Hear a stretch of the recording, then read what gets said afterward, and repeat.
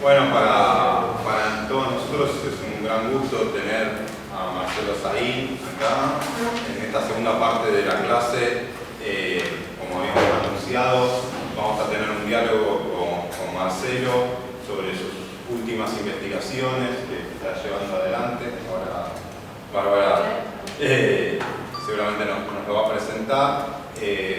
La idea es retomar el mismo esquema que trabajamos en las otras, con los otros invitados que tuvimos, que Marcelo pueda hacer una presentación de lo que está investigando, de los desafíos, si tiene algún hallazgo sobre su trabajo, y que después podamos hacer unas preguntas sobre las dudas que tenemos, porque va a ser sobre un tema como muy en agenda también, porque tiene que ver con cómo es esta construcción hegemónica del discurso de la inseguridad que en esta fase que lleva adelante el gobierno de Cambiemos, que tiene que ver con la lucha contra el narcotráfico y el rol de las fuerzas policiales. Y es algo que como cientistas sociales debemos agudizar nuestra mirada, nuestro entendimiento, salir de las miradas simples y de la denuncia fácil para poder comprender esto que nos pasa, y eso también explica por qué, creo yo, por ahí después ya adelanto parte de mis dudas que voy a plantearle a Marcelo después, que tiene que ver con el arraigo que tuvo Cambiemos en ciertos sectores populares, en principio también atrás de la bandera de la lucha contra el narcotráfico, ¿no? Pero bueno, y nos parece importante tenerlo a Marcelo en la misma línea de los otros invitados, es decir, poner en vinculación los conocimientos producidos acá dentro de la facultad con otros conocimientos producidos tanto en la investigación académica, que es lo que está llevando adelante actualmente Marcelo, pero también seguramente, y también nos puede contar cuánto de su experiencia en gestión pública le permitió también conocer y aprender de esto que nos va a ilustrar.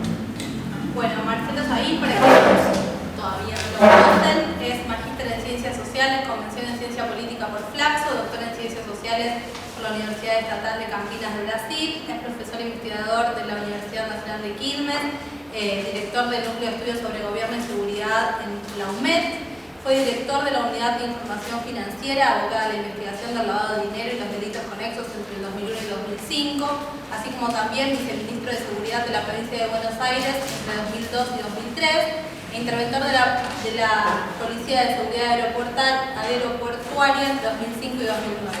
Se desempeñó como diputado de la provincia de Buenos Aires entre 2011 y 2015, y en 2015 fue director ejecutivo de la Escuela Nacional de Inteligencia de la Agencia Federal de Inteligencia.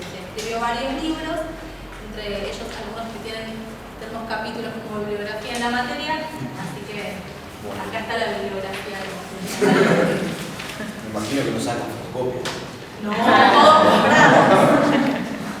Le sacamos a siglo XXI en tu presentación. Muchas gracias. Gracias, Nico. Gracias, colegas, compañeras y a ustedes. Yo ahora estoy súper bien lo de este doble rol de académico y incursión en la experiencia institucional, pero la verdad es que yo me formo como académico, digamos, y es muy difícil en el ejercicio de experiencias institucionales, es muy difícil prescindir de tu condición de académico. Yo venir trabajando en investigaciones sucesivas. Antes de entrar a la gestión pública yo ya me había formado como doctor, ya tenía un trecho en la vida académica pura, no en la vida institucional. Cuando yo me ingreso a los distintos cargos públicos, estoy adentro del objeto de mi estudio. La verdad que eso fue muy aleccionador, digamos. Una de las cosas que pude aprender, lo digo como introducción, es que en realidad tenemos una mirada muy poco apegada al ejercicio del poder real desde la ciencia política argentina. Es decir, hablamos mucho de política y de poder y conocemos poco de política y de poder. El divorcio entre procesos políticos reales, cómo se toman decisiones, cómo se desarrollan políticas o acciones para aquellos que no forman parte de las estructuras gubernamentales, cómo se resuelven problemáticas en la sociedad argentina, que yo que venía con una mirada bastante crítica de la propia ciencia política, donde yo me formé, yo soy de origen politólogo, me di cuenta que ¿por qué está en crisis la ciencia política? Porque estaba en crisis la ciencia política. Porque lo que yo notaba es que hablamos de cosas y teorizamos sobre cuestiones que son absolutamente externas al núcleo de toma de decisiones. Entonces lo que me permitió a mí es estar en gabinetes, gestionar con presidentes, gestionar con gobernadores, con ministros, tomar decisiones, manejar gente, y ahí vos ves cómo se toman decisiones en el campo de la seguridad pública. Todo eso a mí me disciplinó mucho en el campo de mis estudios. Y gran parte de las cosas que yo trabajé en los últimos 15 años están muy talladas por esa experiencia. Que es una experiencia que es muy difícil de poder lograr a no ser que tengas alguna impronta fuertemente empírica en el ejercicio de la profesión. Un poco como los economistas, ¿no? Que es creo yo uno de los grandes problemas de la ciencia política, ¿no? Para parafrasear un poco a Sartori, ese pequeño artículo que él publicó hace muchísimos años, ¿no? 2004, sobre la crisis de la ciencia política. Él dice, inclusive lo plantea como autocrítica, él dice: hay un exacerbado positivismo, estamos muy preocupados por la cuantificación y terminamos analizando cuestiones absolutamente insustantivas. Entonces, a mí me da la impresión de que esa doble experiencia me sirvió mucho para disciplinarlo. Lo que estoy trabajando ahora está bastante vinculado a esta lógica de la experiencia nuestra, de lo que yo vi con el tema narcotráfico.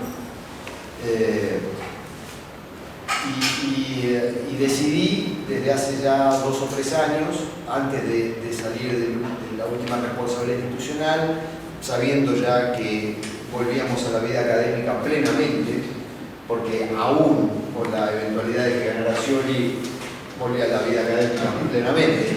Era la derecha del Frente para la Victoria y la derecha más pura. Entonces preparamos la vuelta. Ya me estaba interesando mucho a mí la cuestión del narcotráfico. Y como el equipo entero venimos trabajando mucho a nivel internacional, eso, particularmente en Colombia, pero fundamentalmente en México. Digo esto porque son 2 plazas académicas que tienen una larguísima tradición de estudios muy serios, de teoría sobre cuestiones vinculadas al narcotráfico y seguridad. Claro, tienen un problema un poco más serio que el nuestro y por ende la ciencia política y la sociología colombiana y mexicana nos llevan 30 años de estudios sobre estas problemáticas. Entonces, tienen ciertos referentes en el campo de la ciencia política y de la sociología que nosotros estudiamos desde hace mucho tiempo y que a mí siempre me sedujeron y los estudiamos en profundidad durante todos estos años. Lo que sí me permitió a mí algunas de estas cosas, fundamentalmente la experiencia mexicana o el vínculo con un grupo de estudio mexicano, entender también alguna cuestión sobre la Argentina, ir construyendo un marco teórico para comprender la problemática del narcotráfico en la Argentina. No me preocupó a mí el narcotráfico por sí mismo, a mí lo que me preocupó en realidad es cómo los gobiernos enfocan el tema del narcotráfico. Porque independientemente del discurso, los relatos y las políticas manifiestas, yo vislumbro que hay un abordaje político del narcotráfico que tiene que ver con una forma de gobernabilidad de los asuntos de la seguridad pública. Ya me meto un poco en la hipótesis básica de lo que estoy trabajando ahora, un proyecto de 2 años en la Universidad Nacional de Quilmes. Que tiene que ver con una forma de gobernabilidad no del narcotráfico, sino una forma de gobernabilidad de la seguridad pública en términos generales. Básicamente leía hoy un artículo que yo publiqué el año 99 en la revista Postdata. Apareció ahí en uno de los archivos de un garage, un departamento y un garage. Una de las veces que me echaron de casa. Y me quedé con el departamento, lo compré, tengo un garage ahí con todos los libros viejos, los que no uso, pero los tengo ordenados. Estoy reescribiendo un manual de ciencia política, estoy ampliándolo y entonces fui a buscar hoy un material viejo que tenía por ahí. Los libros sobre el nuevo institucionalismo. Son estudiantes de ciencia política, no me olvidé algunos. Todo el tema. Y buscando ahí, vi una revista Postdata, un número 99. Y artículo mío de qué decía yo sobre crisis del Estado y seguridad. Me puse a leer y ahí planteaba que evidentemente hay una arqueología de concepciones y de visiones, porque yo creí que ese conjunto de afirmaciones las había sostenido más recientemente, no tanto en el 99 cuando empezaba, ¿no? Y ahí decía, pero si en el fondo a la clase política argentina lo único que le importa sobre las problemáticas de la seguridad es no pagar costos políticos, no resolver el problema desde el punto de vista de un abordaje de la problemática criminal, ¿no? Gestionar seguridad pública es conocer problemáticas de violencia y delitos y intentar intervenir sobre eso para morigerar, atenuar, conjurar. No hablo de ninguna... A ver, el concepto técnico es control. El concepto control del delito implica abordaje de las problemáticas que no necesariamente implica lo que la derecha o la política a veces dice lucha, combate, ¿no? Vamos a erradicar, acá nadie erradica nada, no se erradican los femicidios, no se erradican, va a haber transformaciones más profundas, las sociedades conviven con improntas delictivas, con problemática delictiva, lo que uno pretende es gestionar eso de manera tal que haya un conjunto de delitos que sean más o menos tolerables desde el punto de vista político y social, de manera más sociológica. Pero a la política argentina no le importa eso, lo que le importa básicamente es que esto, que es una fuente de problemas, de alguna manera no es medir una carrera política, no genere, ¿se entiende? Son dos cosas diferentes. Una cosa es, si yo desde el Estado y del gobierno me paro y digo, quiero ver cuál es el conjunto de problemáticas criminales y de violencias que hay en la sociedad. Quiero conocer eso, porque la política de seguridad pública es una forma de intervención sobre eso. Y a partir de ahí establezco una serie de prioridades y formas de abordaje de ese conjunto de cuestiones, institucionales, sociales, políticas, económicas, lo que sea. Eso es gestionar seguridad pública. Pero si yo digo, esto es una fuente de conflictos, por lo menos las cosas que preocupan, no todo lo que hay. Los femicidios no son un problema de seguridad pública, no forman parte de la etapa de diario, no preocupan, no meritan legitimidades políticas, mandan un montón de mujeres al cementerio. Es una problemática terrible. El tema del dominio masculino violento es un tema que debería ser prioritario en materia de seguridad pública. Está soterrado, no está construido como un problema público, como objeto de intervención de la seguridad pública. Hay más personas muertas, intuimos, después vamos a hablar por qué intuimos, y no porque sé, porque básicamente no hay conocimientos ni saberes precisos sobre estas cosas. Intuimos que las violencias domésticas y las violencias en escenarios domésticos generan más daño social y más muertos, para decirlo, que asaltos en la calle o delitos predatorios en la vía pública. Sin embargo, esto está colocado como un problema, digamos, colectivo muy grave, y la seguridad pública como gira en torno de la gestión de estas cosas, y lo primero no. Entonces, a la política primero le importa lo que está colocado mediáticamente. Ahí hay una suerte de mediatización de la agenda de la preocupación política, porque hace a la preocupación social. Lo que no está en la agenda no forma parte de la preocupación de la política. Y además, en segundo lugar, la política lo que hace en general es abordar eso para atenuar las consecuencias políticas de la escandalización de la agenda de seguridad pública. ¿De acuerdo? Y no resolver el problema, sino tratar de evitar que lo que fue agendado mediáticamente, lo que forma parte de cierta escandalización política y social, no es venirle la carrera de un gobernante, un ministro, etcétera, etcétera. Entonces, a ver cómo podemos de alguna manera... Es más una gestión de riesgo. ¿Por qué la política? Estoy haciendo algo muy sintético, ¿eh? Esto es lo que pretendo trabajar en el doctorado acá, en la UBA. ¿Por qué la política... la política ve muy intuitivamente esto como una suerte de esto no me da votos, me da problemas, me puede dar problemas. Si no está controlado, me puede dar problemas. Ahora, votos no me va a dar. Si yo reduzco los 300 femicidios que hay por año a 150, desde el punto de vista criminológico, sería un exitazo. Sería una revolución criminológica del Estado. Ahora, si yo hago que el año que viene las 150 mujeres menos muertas en manos de sus parejas, no me aporta un puto voto más. esa sensación que tenemos de que el femicidio, son microclimas de las tribus de los que vamos y nos movilizamos el día de la lucha por el femicidio y contra el femicidio. Todo no le preocupa a nadie, no forma parte más que de un gueto social muy reducido, muy vinculado a nosotros, a la universidad, digamos, socialmente, los barrios, la gente está preocupada por la Santa Madre Armada, no está preocupada por otro tema. Entonces la política dice, bueno, ¿por qué voy a invertir yo en resolver esta problemática que además me implica una serie de cuestiones que no tengo, estructurar cosas que no tengo, si en el fondo yo, digamos, lo que tengo que resolver es que esto no cae en la tapa de diario, no. Y acá hago una aclaración, ¿por qué la política? ¿Por qué dice la política y no la derecha? Porque yo no vislumbro ya de movida, se lo digo, ninguna diferencia entre izquierdas y derecha del gobierno en torno a esta cuestión. Para ponerlo blanco sobre negro, digo, gobierno menemista es el primer gobierno donde los temas de seguridad pública se convierten en un tema de preocupación social y por ende de agenda gubernamental. Hasta los 90 eso no formaba parte de la sociedad. El menemismo tiene una mirada muy derecha, muy pro-policía, muy reactiva, muy de gestión mediática de la cuestión. Pero después vino una alianza. Más o menos continuó con la misma lógica. Lo interesante, a ver, un poco la anomalía en estos últimos años fue el kirchnerismo, una agenda política, no estoy diciendo progre, no, estoy diciendo comparativamente con lo que fue el menemismo, la alianza, corrido un poquito más a la izquierda.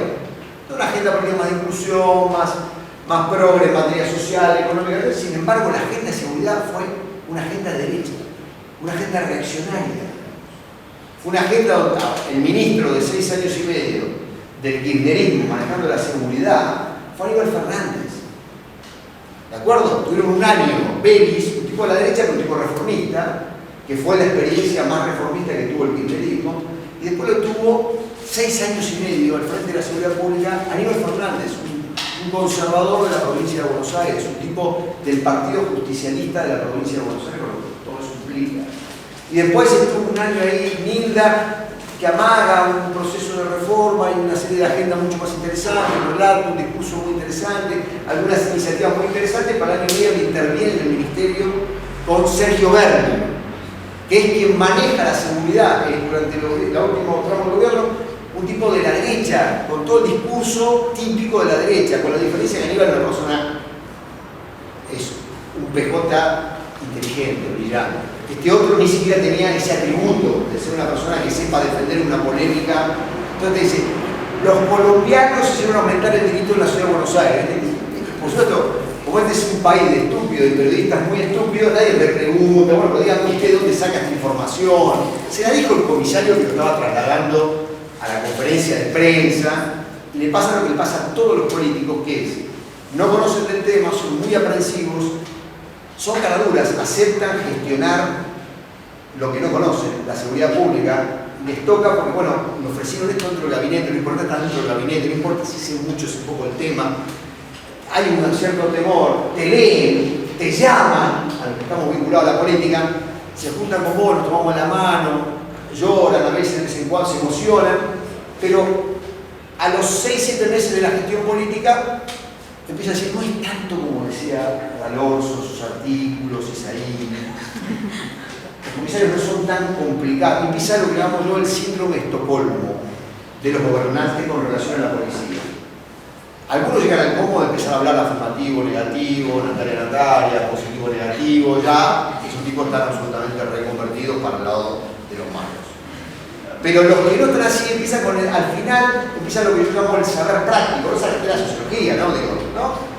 El saber práctico, ¿no? Lo que yo hablaba, el saber de receta de cocina, esto yo lo manejo muy prácticamente. Lo que no se dan cuenta es que hay una institución adelante, que es la policía, generalmente, que es el gran organismo de gestión de estas cosas, que tiene 150 años de experiencia de relacionamiento con los gobiernos. Los comisarios son brillantemente grandes articuladores, porque las policías son grandes instrumentos de la corte, su clientela es el gobierno, y hay una enorme destreza en sus cúpulas de relacionamiento con el mundo de la política. No saben cómo resolver un problema con la sociedad, pero sí saben cómo se le tiene que hablar a un ministro o a un presidente, y saben qué es lo que necesita un ministro o un presidente. Ellos tienen destreza, la política no tiene destreza para saber que los policías tienen esa enorme destreza, porque tienen muchos años de corte.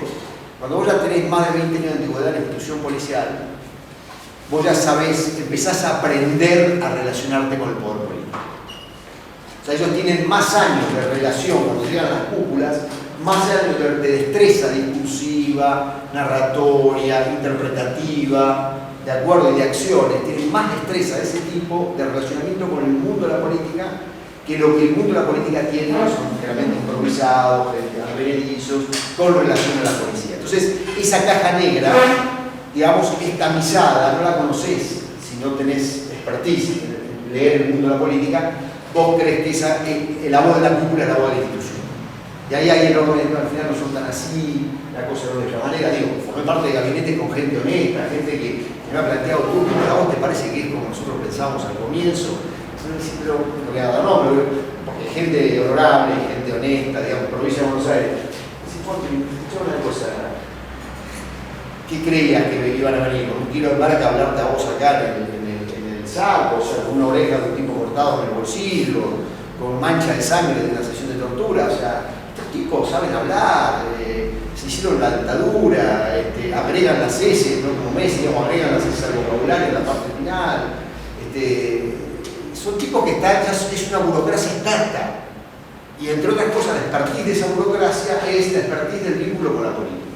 Esto lo señalo como introducción para decir, no veo muchas diferencias entre gestiones. Yo sé que esto genera sensibilidad, a mí me ha traído, yo vengo por Nico, la verdad yo no quiero hablar más sobre estas cosas, me han traído problemas, voy perdiendo amigos en el camino, porque viste cómo es la cosa maniquea, si decís esto porque estás con nosotros. Entonces, por supuesto, los amigos y compañeros del mundo académico que entraron a la gestión gubernamental, cuando te escuchan a vos decir esto, se sienten mal, porque dicen, no, porque yo hice un par de protocolos de violencia de género, o sea, no es la revolución eso, no existe la revolución. Y está bien, jugaste la política, intentaste, no pudiste. Ahora, el bacalao lo cortaba digamos, Aníbal, el bacalao lo cortaba, ¿se entiende?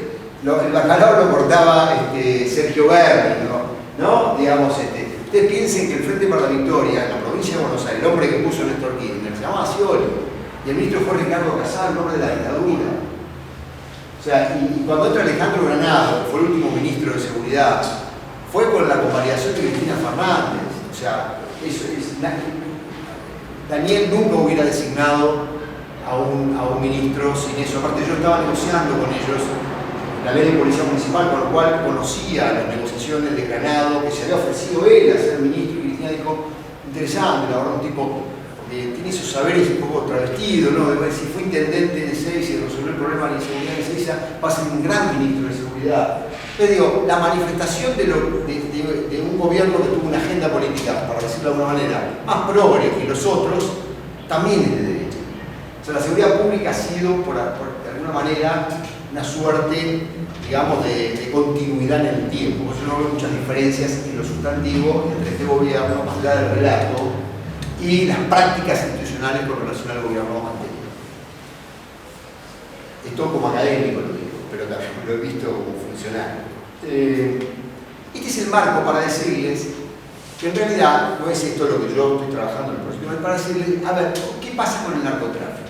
Nosotros estamos trabajando básicamente cómo la política, desde esta perspectiva, no desde el punto de vista de los discursos formales o de los enunciados positivos, sino desde el punto de vista de las lógicas y de las prácticas institucionales, cómo la política gestiona el narcotráfico en la Argentina en los últimos 15 años, concretamente el periodo que yo abarco es el periodo de los 3 gobiernos kirchneristas, más el gobierno de Cambiemos, en desarrollo, cómo han gestionado el tema del narcotráfico en la Argentina en 2 dimensiones fundamentales.